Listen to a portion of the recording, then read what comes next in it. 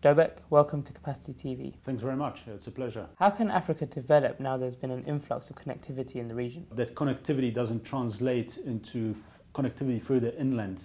Obviously, developments have been taking place to take that connectivity into the landlocked countries and into the hinterland through transmission network deployment, sometimes with the participation of cable operators, submarine cable operators. But that needs to still be developed to a far greater extent. Once we've got that, we also need to, in parallel, in fact, work on metropolitan network development for backhaul, as well as access networks. And the national long-haul infrastructure plus the access infrastructure at present are two stumbling blocks from a point of view of infrastructure deployment, as well as pricing of that bandwidth. So once those two elements are progressed further and in place, we're going to see, I think, further reductions in retail prices of services, which means that, number one, a lot more people will be able to access those services, particularly when we look at consumers and small businesses. And number two, we'll have the connectivity to start really enabling cloud services, for instance, quick, low latency delivery of mission critical applications to larger enterprises, to corporates. So it's a process. Process has started.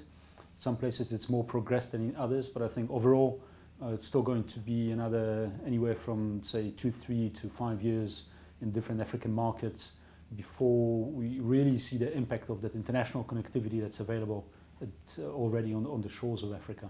Despite the fact there's been a lot of excitement regarding the African region at the moment, do you think some of the hype has overplayed the actual potential? We've launched into data center development in a number of African markets. South Africa, Kenya, also Nigeria to an extent, have built additional data center capacity in anticipation that cloud services may actually come to fruition to a greater extent far sooner than has actually been happening.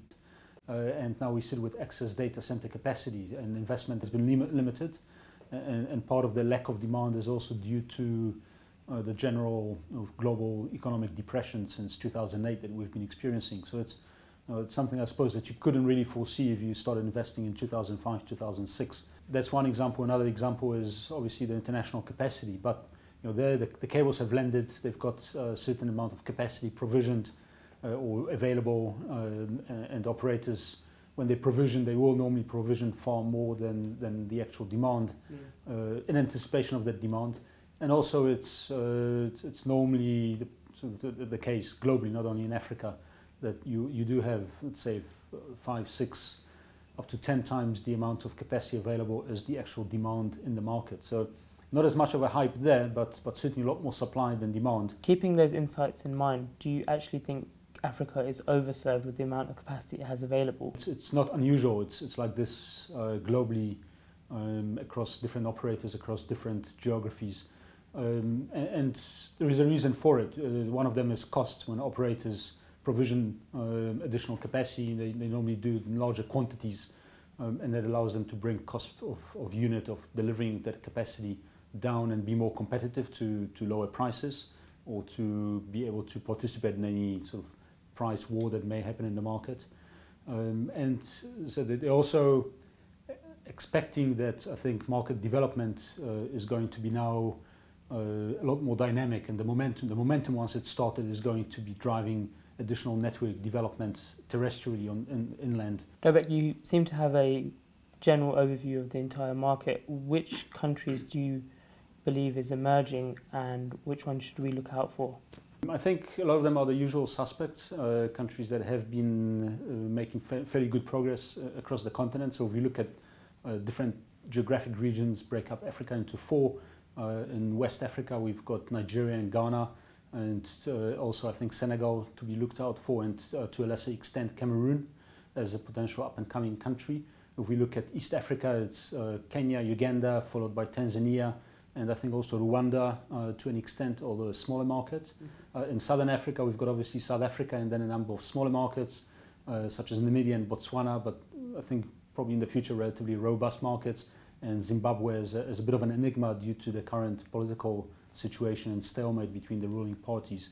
North Africa is a I think completely different set of markets, and there it's Egypt and then Algeria, Tunisia is the more robust markets, and I think Libya once it settles down after the spring upheavals, and Morocco as well. On the other side, considering the more developed markets in Africa, when do you believe carriers will start to take advantage of the OTT evolution, and do you believe there is a business model that will make them profitable from it? Well, they have no choice.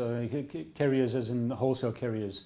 In South Africa, they've already started looking at it, and particularly in terms of content delivery networks and delivering content to the end users and caching it at the facilities. I think carriers at the moment are a bit wary carrying traffic that doesn't always get paid for, so to speak. They will be guided by retail operators who eventually will realize that they benefit from the fact that they can offer certain content, let's say access to Google, but they pay for it in terms of transporting the traffic free of charge, or perhaps arriving at some sort of a payment model that will see minimal payments by the OTT type. It's something that's still relatively new in Africa. Retail operators realize they have no real choice, I think, but to compete on the same basis with the OTT operators. They can't rely on the regulator, for instance, and try and force some sort of a control in the market, or even monitor the networks and try to control their own networks and prevent OTT operators from using the networks to access end users. It's probably a matter of, let's say, another 2 to 4 years before they start either offering similar services or developing business models where they will be able to accommodate OTT operators without the fear of losing revenue to them completely, or being able to replace that with some sort of another revenue model. As soon as the retail market starts openly providing those services, the carriers will then carry the traffic. And also, what is the cost of data versus voice services? Once data becomes significantly less expensive than voice, you're able to use OTT services at a far lower cost than you have to, for instance, make the same call over a switch network. And that's where you start seeing greater take-up of these services. To an extent, it's also an astuteness of the end user. I think end users, consumers are learning very quickly on how to take advantage when an opportunity presents itself. Another big factor is proliferation of smartphones in the market. So retail operators are driving smartphones into the hands of the end users through subsidies. But on the other hand, those phones also allow OTT type services to be used. So it's a bit of a catch-22. You proliferate the smartphone, but you have to then also reconcile yourself with the fact that that smartphone will not only generate additional revenue for you, but it may detract from some of the revenue by services that are accessed over that smartphone. Dobek, thanks for your insights. Well, thanks very much.